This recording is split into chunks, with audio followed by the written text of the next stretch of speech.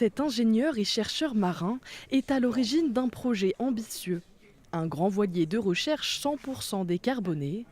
Derrière cette maquette, 10 années d'études se concrétisent.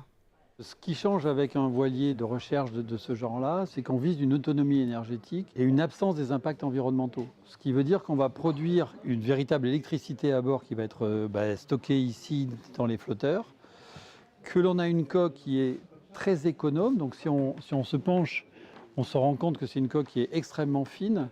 À terme, le voilier mesurera 70 mètres de long et 24 mètres de large. Un navire faramineux.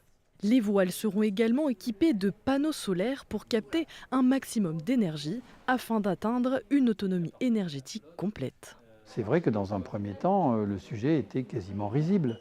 Et on fait des essais depuis 3 ans en mer ou près de l'eau. Donc on voit les impacts du sel, on voit les impacts du vent, etc. On voit que ça marche. Donc là, il y a... Ah mais oui, mais donc ça ouvre des perspectives qui n'étaient pas imaginables au départ.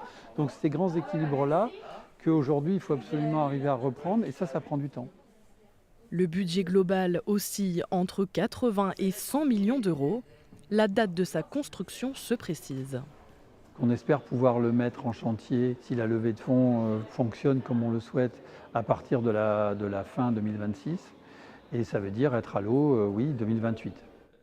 Mais qui construira ce voilier du futur? Plusieurs entreprises sont pressenties, dont le chantier vendéen Océa.